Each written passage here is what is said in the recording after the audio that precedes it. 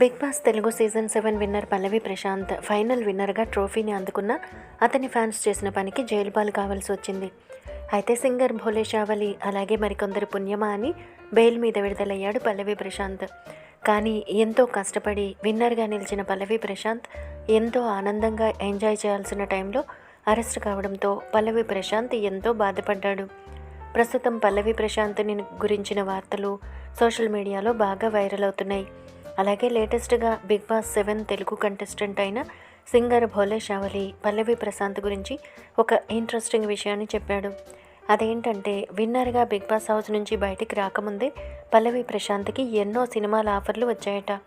విన్నర్గా నిలిచి బయటికి వచ్చాక ఆ శుభవార్తని పల్లవి ప్రశాంత్కి తాను చెప్పాలనుకున్నానని, అయితే అతను కాస్త అరెస్ట్ అయ్యి జైలుకు వెళ్ళడం తనను బాధించిందని ఆ సందర్భంలో చెప్పాడు సింగర్ భోలే షావలి.